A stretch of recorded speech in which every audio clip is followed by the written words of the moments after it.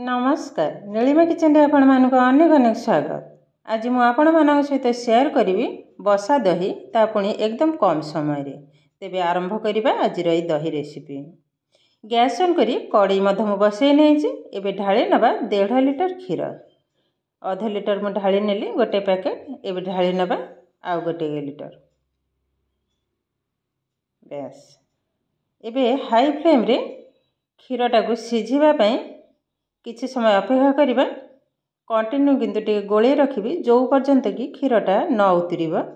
उतरिला परे किंतु गैस रो फ्लेम को लो टू मीडियम रे ही रखिबा। कंटिन्यू एभली भाबरे गोळेबा। एबे देखंतु क्षीरटा भी धीरे धीरे उतरिबा आरंभ कलानी। एबे गैस रो फ्लेम को लो टू मीडियम रे ही रखिनबा। देखंतु सुंदर भाबरे किंतु क्षीरटा उतरि गलानी।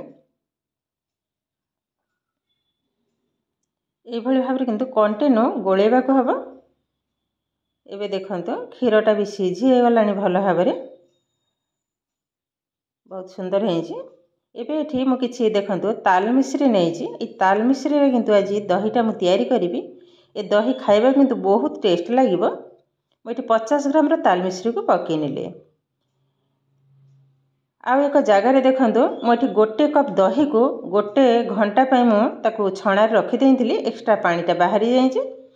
एबे गोटे प्लेट को मध्यम अजाडी नेले गिना रे ताकू भलो भाबरे फेंटी नबा। जेमति कि गोटे टिके भी माने लम्स रहिबनी भलो भाबरे किंतु फेंटीबा को हबो।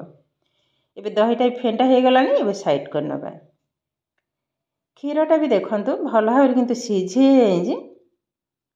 देखंतु कलर मध्य चेंज हे गलानी। एबे गैस टा को बंद कर नबा।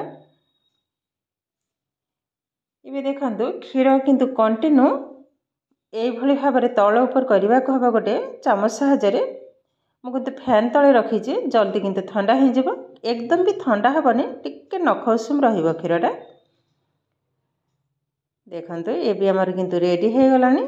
पाखा किंतु ठंडा हे गलानी। क्षीरटा मु टिके चेक कर दउछि। एमिति आंगुठी रखिले टिके गरम गरम रहिबो। एई अवस्था रे किंतु दहीटा को ढाली नबा।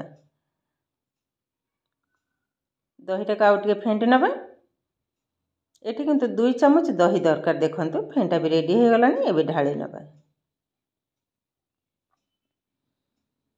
भलो भाबरे मत गोळे नेबे। आ गोटे मिनिट में भलो भाबरे दही क्षीरटा मिसी हे जिवो। ए किंतु दहीटा बसिबा को बेसी टाइम लागिबनी। जदि गरम दिन हबो आधा घंटा रे किंतु दहीटा हे जिवो। जेहेतु शीत दिन 2 घंटा खंडे टाइम लागिबो। ए दही बसिबा पई मु एठी गोटे स्टील रो कंसा नेछि। जे कोनसी पात्र रे मते दही बसई परिबे। दहीटा किंतु भलो भाबरे बसी हे जिवो। एबे गोटे फॉइल पेपर सहायरे बंद कर नबा। जदि फॉइल पेपर नाही तो गोटे पॉलिथिन ए भली भाबरे रखि देबे। भलो भाबरे किंतु गरम रे ताको रखिबा को हबो। रखिनेली एबे किंतु ताको भलो भाबरे ए भली भाबरे बंद कर नबा। ताको 2 घंटा पई भलो भाबरे किंतु कवर कर रखि नेबे गरम रे। 2 घंटा परे किंतु खोलिबी। 2 घंटा परे देखंतु फेरिली। एबे कवरटा खोल नबा। देखिबा दहीटा केमति बसी जी। जेहेतु शीत दिन देखंतु दहीटा भलो भाबरे बसी जाइछि। मु टिके तेरछिलारु दहीटा किंतु जम्मा भी हलचल होनी। ए किंतु भलो भाबरे बसी हे जाइछि। एबे गोटे चामच सहायरे मु बाहर करछि गोटे प्लेट को। देखंतु केते सुंदर भाबरे किंतु दही किंतु हमर रेडी हे गलानी। ए जदि गरम दिन हे थांता आउरी भलो हे थांता।